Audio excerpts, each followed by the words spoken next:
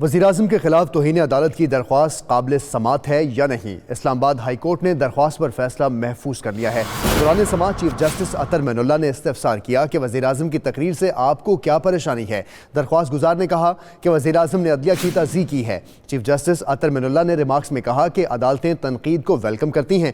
توہین عدالت فرد اور عدالت کے درمیان ہوتی ہے۔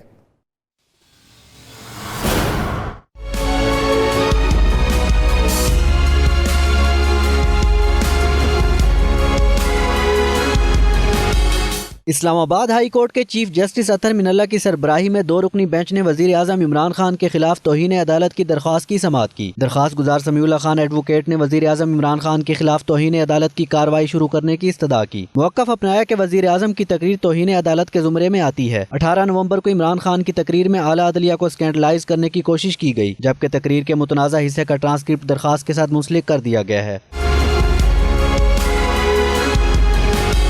چیف جسٹس اطہر معین اللہ نے درخواست گزار کو مخاطب کیا، ریمارکس دیے کہ وزیر اعظم کی تقریر سے آپ کیوں پریشان ہیں؟ کیا آپ منتخب وزیر اعظم کا ٹرائل کرانا چاہتے ہیں؟ کیا آپ اس کے نتائج سے آگاہ ہیں؟ کیا آپ نے کل کا ہمارا فیصلہ پڑھا ہے جس میں توہین عدالت کے حوالے سے اصول طے کر دیے ہیں؟ توہین عدالت کے حوالے سے پہلے آگاہی نہیں تھی، اب آ جائے گی۔ عدالتیں تنقید سننے کے لیے تیار ہیں۔ چیف جسٹس اطہر معین اللہ نے ریمارکس دیے کہ توہین عدالت فرد اور عدالت کے درمیان ہوتی ہے۔ عدالتیں تنقید کو ویلکم کرتی ہیں۔ اسلام آباد ہائی کورٹ نے دلائل سننے کے بعد درخواست کے قابل سماعت ہونے پر فیصلہ محفوظ کر لیا۔